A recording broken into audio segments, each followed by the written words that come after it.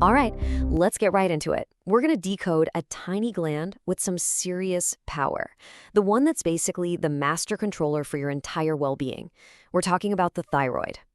So picture this tiny butterfly-shaped gland right at the base of your neck. It's basically the engine for your whole body, the command center for your metabolism. It has a hand in pretty much every organ, and it's pulling the strings on your energy levels, your weight, and yeah, even your mood. And that's where we hit our central mystery. I mean, if this little gland is so critical, how is it possible that its distress signal is so often missed? It's kind of staggering, but millions of people with a thyroid disorder don't even know they have one. So what's going on? Why are these signals just vanishing into thin air? Okay, so to crack this case, we gotta understand the master controller itself. It pumps out these two key hormones, T4 and T3, and they're like messengers that travel all over your body, telling your cells exactly how much energy to burn. It's a really delicate balancing act, and when that balance gets thrown off, well, that's when your body starts dropping clues. And that leads us straight to the first stop in our investigation, the clues themselves, the symptoms. Now, some of them are pretty well known, sure, but a lot of them, they're like phantom clues. They're subtle, they're super easy to dismiss, and you, or even your doctor, might blame them on something else entirely. So take a look at these. Do any of them sound familiar? I bet they do. Unexplained weight changes, feeling exhausted all the time, that annoying brain fog. I mean, who doesn't write that stuff off as, oh, I'm just stressed, or I'm not getting enough sleep, or hey, I'm just getting older?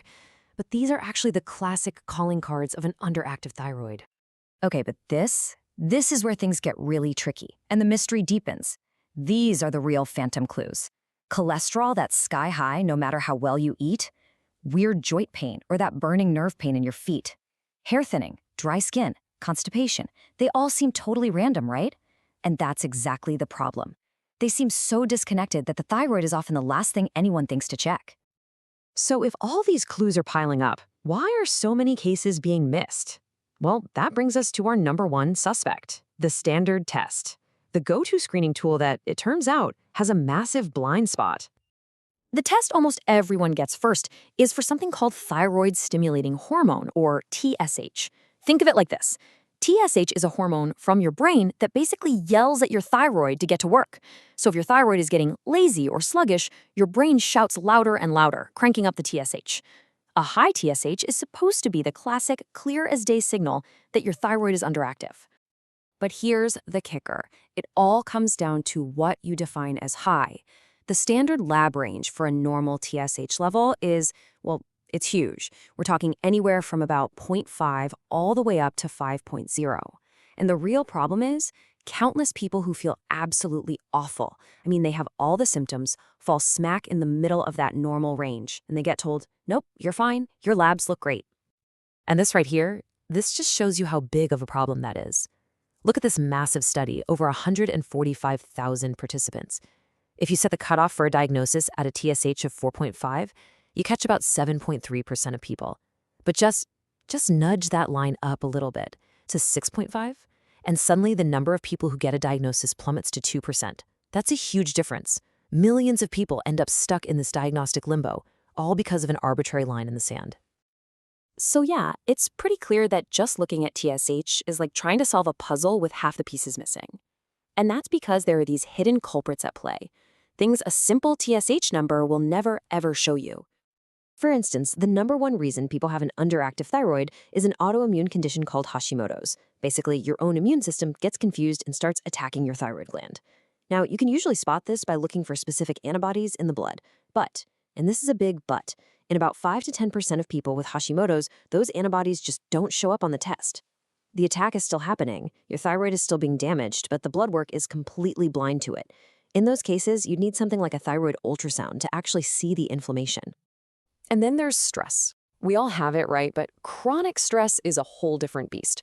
It floods your body with the stress hormone cortisol, and that just wreaks havoc on your thyroid. Here's how. It can actually stop your body from converting the storage thyroid hormone T4 into the active, usable hormone T3. Think of T4 as the crude oil and T3 as the gasoline your cells actually run on.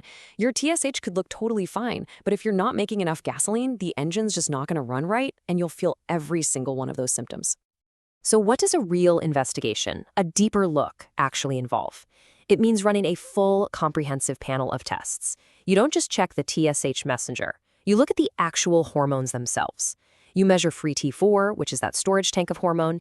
You measure free T3, that's the active stuff, the gas pedal for your metabolism. You also check something called reverse T3, which is like the emergency brake on your metabolism. And of course, you check those thyroid antibodies to see if there's an autoimmune attack going on. That's how you get the full picture. Okay, so let's put it all together. You've got these phantom symptoms that are all over the place, you've got a standard test with a huge blind spot, and you have these hidden culprits, autoimmune attacks, stress, that the test can't even see. So what does this all boil down to for the person who's actually feeling all of this? It means you end up with situations just like this. This quote from Dr. Antonio Bianco, who is a top expert in this field, just nails the frustration.